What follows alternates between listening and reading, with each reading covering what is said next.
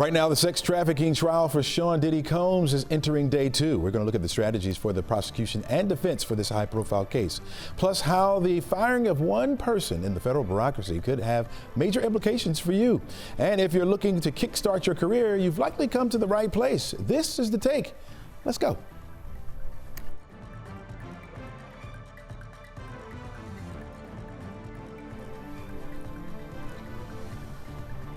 Hello and welcome. I'm Chesley McNeil, and this is The Take, where we go above and beyond the headlines and we look at the why and how stories are impacting you and your community. We invite the experts in to share their take and let you know what's going on, and we try to have a little bit of fun as well.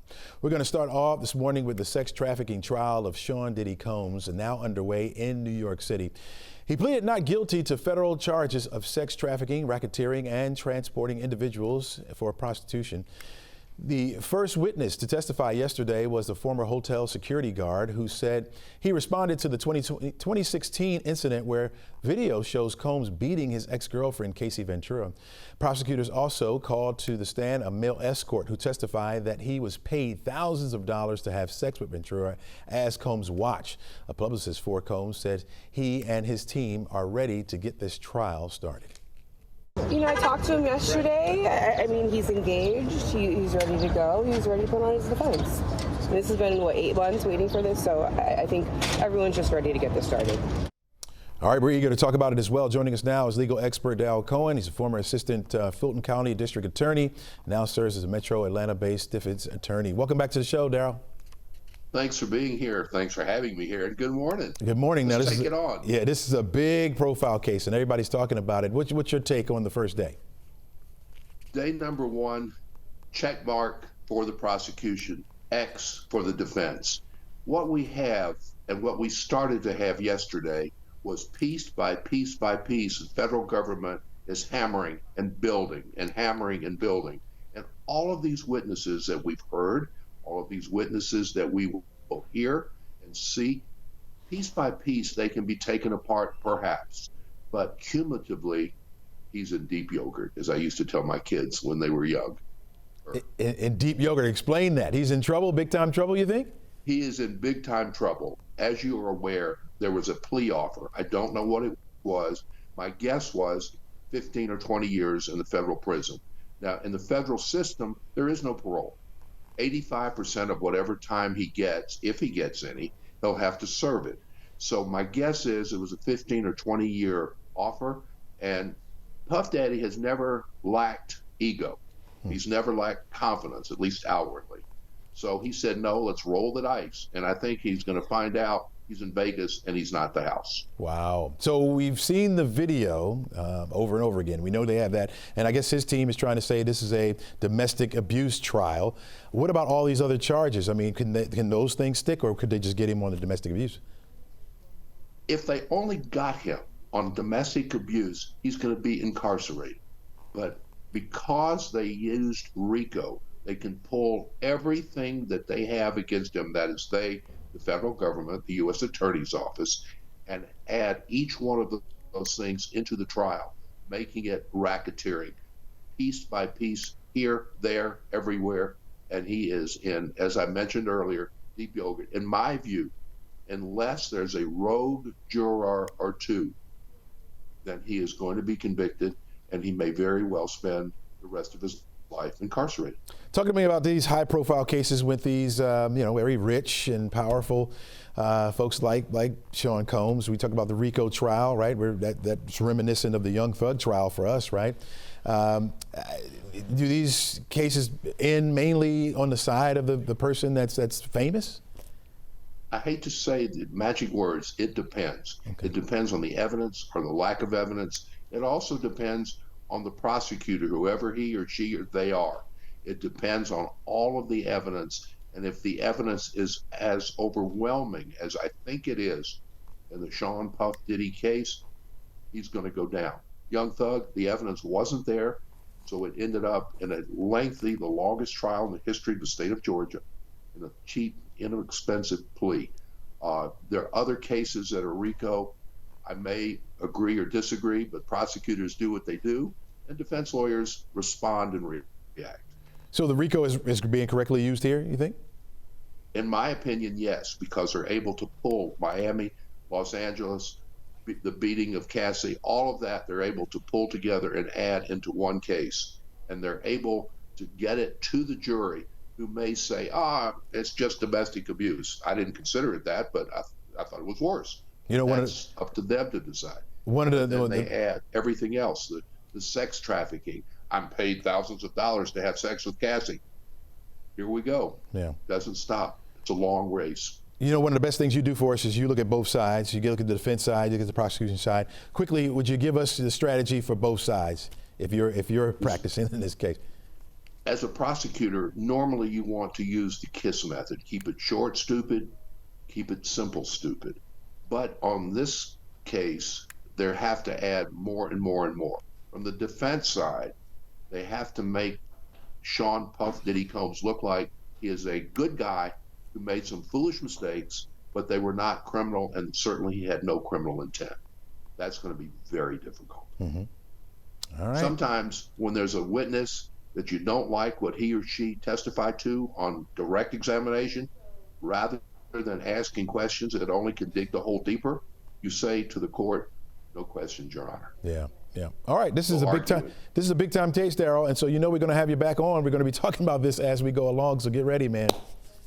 I'm always ready. It's nice to see you, and keep the weather dry. I'll do my best. I'll do my best. Thanks a lot. Speaking of the forecast being dry, or dry right now at least, there are some scattered showers in the forecast for this afternoon. You're looking at a 50% chance later on this afternoon going into the evening. We'll continue to see the chance for rain on Wednesday. I think we'll get a little bit more sunshine than rain. 82 degrees will be our afternoon high temperature, and then really heating up as we head into the end of the week. Thursday and Friday, both days, we're looking at temperatures approaching that 90-degree mark. If we receive a little bit more sun than clouds, yeah, we may be well into those 90s. You're looking at 89 degrees on Saturday. Right now, we'll introduce a 20% chance for an isolated shower, 30% chance as we head into Sunday. We're looking at a system that could begin to move into our area. There's other models showing us that it may not even move in, so we stay dry. So we'll update that for you as we get a little closer. 86 for the high temperature on Monday as we start a brand new work week. Don't go anywhere, folks. We'll be back with more right after this. Welcome back to the show. President Donald Trump begins his first official foreign trip in his second term in Saudi Arabia today. It's the first of 3 stops in the Middle East, where the president is expected to focus on trade, energy, and finding an end to foreign wars. Joining us now is NBC Washington correspondent Alice Barr, who's been covering politics for years now. And Alice, how high of stakes is this trip for the president? Yeah, Chesley, this comes as a really important moment in terms of domestic issues, trade. There's a lot of pressure on President Trump to make trade deals. And this trip is expected to largely focus on business deals, the potential for investment here in the U.S. Of course, it also comes at a time of very tumultuous wars and just foreign relations right now. So there is a lot on the line. The president is beginning in Saudi Arabia, and he's already been meeting throughout the morning with the Crown Prince Mohammed bin Salman, along with a number of other members of delegations from both the U.S. and Saudi Arabia. And the president is hoping to add to the $600 billion in U.S. investments that Saudi Arabia's Crown Prince pledged at the start of this Trump term. In fact, in a meeting that we just saw broadcast between President Trump and the Crown Prince, the president said, knowing you, I'm sure you can make that $600 billion into $1 trillion. So he's certainly trying to get some more investment, also raising some eyebrows because of the fact that the Trump family has a number of financial investments in the Gulf region, including a Trump-branded golf course that's set to be built in Qatar by a Saudi Arabian firm. And so there are some folks on Capitol Hill who are asking about foreign entanglements between President Trump's business interests and his duties as president as he's on this trip as well. All right. Eden Alexander, the last known American hostage held by Hamas, has been released. How is that impacting the president's Middle East strategy as he goes for this visit? Right. So he's not scheduled to stop in Israel at all during this trip, at least not at this point. He's visiting these 3 wealthy Gulf nations, Saudi Arabia, Qatar, and United Arab Emirates. And there are some signs of tension between President Trump and Israeli Prime Minister Benjamin Netanyahu right now. This agreement to free Idan Alexander from Hamas custody after close to 600 days that he was held hostage came just between negotiations between the U.S. and Hamas that basically skirted Israel. So the president, though, did say when he weighed in on the announcement that this 21-year-old Idan Alexander was going to be freed, that he hoped that it would be the first in a series of final steps toward reaching a ceasefire agreement. Those tensions, though, between himself and the Israeli prime minister center on the fact that Netanyahu doesn't seem to be headed that direction. He's been talking much more about stepping up Israeli military operations in Gaza. There are some signs there could be some negotiations between Hamas and Israel in Qatar coming up shortly, but at this point, no agreement, and something that President Trump is, I think, maybe losing a little bit of patience with. He wants to be winding down these wars. He had said from before he was even elected that he would get this resolved quickly. So he wants to see it headed that direction. It's a question of how much influence he can exert at this point. All right. Alice, you talked about Qatar. Everybody's talking about this big luxury jumbo jet to be used as Air Force One. Talk to me about that. How significant is this offer, and what are the legal ramifications behind accepting it? Yeah, a lot of questions about this. The royal family in Qatar offered this, the ruling party offered this to President Trump by way, though, of the Department of Defense. And the idea would be that once he left at the end of his term, this jumbo jet, luxury jumbo jet valued at around $400 million, would then be transferred over to the Trump Presidential Library Foundation. And so there are a number of lawmakers, certainly Democrats, who've been calling this just wildly corrupt, and that, you know, pointing to the fact that there is a portion of the Constitution that says you can't get foreign gifts. The executive can't get foreign gifts, certainly at least without approval from Congress, which hasn't been floated here yet. There are members of the Republican Party as well, Senator Rand Paul of Kentucky, who said, you know, we're not just talking about a ride on a plane, we're talking about the whole thing, and that he doesn't think it's worth at least the appearance of impropriety. The president, though, said he thought it was a very nice gesture, and he said, quote, now I could be a stupid person and say, oh, we know we don't want a free plane, but it's his inclination to take the offer for sure. All right, yeah, we'll be hearing more about that. Alice, thanks so much for your insight, really appreciate it. All right, the Trump administration realignment of Washington, D.C. bureaucracy continues. Over the weekend, Shara Perlmutter, the Register of Copyright and Director of the U.S. Copyright Office, was fired. This came shortly after the release of a report by the Copyright Office on artificial intelligence and its implications for copyright law. No official response from the White House, but we do know that Perlmutter received an email on Sunday simply saying, your position as the Register of Copyrights and Director of U.S. Copyright Office is terminated effective immediately. Here to talk more about the implications of this is Kristen Roberts. She's internationally known as an intellectual property attorney who deals regularly with the specialized fields of trademark and copyright. Kristen, thanks so much for joining us this morning. Good morning. Thank you. All right. Talk to me about this. A bit of a shocker, perhaps? For a lot of us in this world in particular, yes, this was a shocker. It came on the heels of not just this AI report release, but also on the heels of firing the Librarian of Congress, who was already in her last term, appointed by the Obama administration. And this role is actually really important. It sounds like a lot of government drama, but it does impact the everyday American, particularly because so many Americans are creators. And the Copyright Office is responsible for not just issuing copyright registrations, but also helping Congress as it relates to interpreting law, as it relates to copyright law, which is part of the Constitution. Talk to me about her job in particular, and by getting rid of her, does that eliminate the entire office, or how does this work? The office is a very small office, so it doesn't get rid of the office entirely, but it does throw it into upheaval. And this is a very neutral position, and it's looking very political when it comes to this termination because it aligns with the termination of the Librarian of Congress as well as this release of this report. And there's been no reason given. Shara Perlmutter is an incredibly well-versed individual. She's incredibly qualified. She has a law degree. There was really no reason for this termination to occur. Do you think that AI report that we mentioned played a role in this at all? I definitely think that it could play a role. There were some things in this report. Now, keep in mind, this is not just Shara Perlmutter's report. This report was over years. It included tens of thousands of people's opinions, including practitioners like myself. We were all asked to, submit our opinions. come to town halls and speak about this. So this has been ongoing for a really long time. But there were some things in this report that were potentially concerning for AI companies as it relates to their use of copyrighted material to train their AI platforms. So there could have been some pressure, but we won't know because we weren't behind those doors. Yeah, one group who's spoken out about this move was the American Federation of Musicians Union. It posted on Facebook this weekend saying, quote, "will gravely harm the entire copyright community." What's your take on that? I absolutely agree. I think that this is something that we don't want right now. There's a lot of cases involving AI that are making their way through the courts, and having a really strong leadership position in the Copyright Office is crucial to help sort of translate what's going on and also provide some insight, particularly to Congress, who needs this right now. Mm-hmm. Is it more like music affected by this, or you said, you know, we are creators here in the United States? Is it more about music and maybe movies, that kind of thing?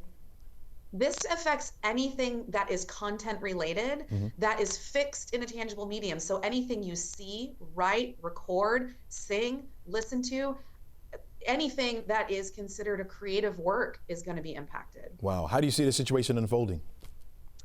Well, it depends on what happens next. If they have somebody in mind, we're probably going to get some interim person. My hope is that this person has the same qualifications and at least the same amount of experience that Shira Perlmutter had, because her experience was invaluable when it comes to interpreting what's happening and what's unfolding right now, particularly in the AI space. Kristen, thanks so much for joining us. Thanks for your insight. Really appreciate it. Have a great day. Thank you. All right. Plenty more stories for you coming up. This is The Take, folks, on 11Alive Plus. We're back right after this. Welcome back to the show. Graduation season is upon us, and you know what that means. Yeah, people are trying to kickstart their careers, and grads right here in the metro Atlanta area have a bit of an advantage, believe it or not. Wallet Hub compared relative market strength and overall livability for more than 180 cities in the U.S. to help recent college grads find the best place for budding their careers. And Atlanta came out on top, believe it or not, followed by Orlando and Tampa, Florida, Austin, Texas. Pearl City, just outside of Honolulu, Hawaii, was last. Nobody goes there to work, right? They go there to enjoy themselves, I think. Here to share what sets the ATL apart is Tammy Mifflin. She is a career coach based right here in Atlanta. Tammy, welcome to the show. Thank you, Chesley, for having me. All right, so what sets the ATL apart from all these other places for launching your career? So Atlanta is a national hub for Fortune 500 headquarters, home to giants like the Home Depot, Delta, and Truist Financial. For ambitious professionals, this means accelerated promotion tracks and direct access to the leadership development programs, the kind of opportunities that are hard to find in smaller markets. You also have our city that consistently outpaces the nation in job creation and wage growth. With unemployment rates regularly below the national average and a steady flux of corporate investment, Atlanta offers a strong financial prospect for new and experienced talent. We also have Atlanta's job market isn't just for executives. There's a surge, as you stated, in entry-level roles for entry grads as established companies expand and new businesses open their doors. When you add in the cost of living that's manageable compared to cities like New York or San Francisco, Atlanta becomes an ideal starting point, especially for those recent grads. And the ATL has an international appeal. With the world's busiest airport connecting Atlanta to over 200 destinations, multinational firms are drawn here for the reach and connectivity. That global link means professionals gain exposure to international business and a richly diverse, multicultural workplace. This is the kind of environment where job seekers are more likely to find a better cultural fit than anywhere else that they go. So that's why Atlanta is definitely a launching pad. All right, Tammy, don't keep us in suspense. I teach at Kennesaw State University. Got a lot of kids watching this show. They want to know, what are those jobs specifically? Do you know? Yes. So right now, the vibrant ecosystem of global giants and startup make fintech and healthcare IT especially hot right now. It's driven by billions in venture capital, which makes the industry stronger than most markets. You also have the film industry, which is your entertainment and creative industry. Thanks to Georgia's substantial film credit, this means there's expanded opportunities because companies are filming movies and TV shows year round. You also have your Atlanta's healthcare and life science and biotech scene, which is expanding quickly. We have our Emory Healthcare, Wellstar, and biotech incubators around Tech Square. The region needs everyone from healthcare administrators to lab researchers and IT professionals, making it a magnet for talent in these fields. And we can't forget that our city is a logistics powerhouse that is stealing fast with growth due to its geographic position and the presence of companies like UPS, which makes logistics and transportation an excellent job sector and option for job seekers. There's strong hiring in supply chain analysts, warehouse supervisors, distribution managers, and especially as e-commerce keeps booming, you're going to find more of these opportunities. And lastly, go ahead. One of the things that Wallet Hub said is that part of Atlanta's charm is that it's a fun city and probably best ranked for singles. Do you believe that? Do you agree with that? I do. So, I mean, part of working is having an after 5 life, right? So you want to make sure that as you're coming in and you're chasing your dreams, you want to be serious about that play. You'll want a city where you find rewards like tacos, tunes, and trivia nights. Today's job seekers aren't just weighing salaries and titles. They're scouting after work. It's all about that work-life integration. It's fuel for creativity, connection, and long-term retention. So if you're going to work hard, you need a city that helps you play harder, and that, of course, is the ATL. No doubt, no doubt. Tammy Mifflin, thanks so much for joining us, and thank you for your insight. Really appreciate it. Thank you. You have a great day. All right. And a lot of college grads are listening to that information saying, hey, I'm getting into the entertainment industry. Go to Atlanta, right?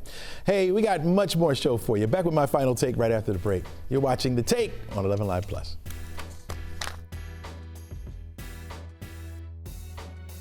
All right, let's take a look at that forecast for today, and we still have the chance for some isolated showers to pop up with a few embedded thunderstorms here and there. Where we have those thunderstorms, there could be some strong ones around. Not much in the way of severe weather, but we're looking at strong thunderstorms as a possibility. Not everyone gets wet, but it will be around. We'll do the same as we head into Wednesday. Temperatures starting to creep up a little bit. We'll get back into those 80s by Wednesday. Upper 80s by Thursday, in fact, near 90 by the time we get to Friday. And when you factor in the humidity with that, yeah, it's going to feel a little bit more like summertime around here. A little preview for you folks as we get closer to the unofficial start to summer, meaning Memorial Day. You're looking at the temperatures staying warm as we head through the weekend as well, with a low threat for rain, 20 to 30% chance both Saturday and Sunday. All right, before we go, my final take. Here's another story of an athlete and hero sticking around just a little bit too long. Pro wrestler Hulk Hogan, considered a hero back in the 80s and the early 90s, 6-time WWE champion, a brand that sold merchandise worldwide, movies, TV shows, you name it. But today, no matter where he shows up, he only gets boos from the crowd. What happened to all the Hulkamaniacs, which I admit to being one, back in the dizzle? In recent interviews, the Hulkster isn't even sure why he gets all these boos, right? Well, time and a few bad decisions may have done the Hulkster in. A Netflix documentary recently showed that the Hulkster, it highlighted him not in a good light. His me-only attitude and snitching on and selling out his fellow wrestlers just to stay ahead didn't bode well for him. It also didn't help that he was caught on camera using racial slurs, right? This is a situation where you just let it go, or try to reinvent yourself, or just maybe be thankful for all your success that you had and just mentor others that's coming into the game. Time's up, Hulk Hogan. Maybe it's now just time to focus on being Terry. That's his real name, by the way. That's all we have for you today, folks. Remember to try to encourage someone and make it a great day.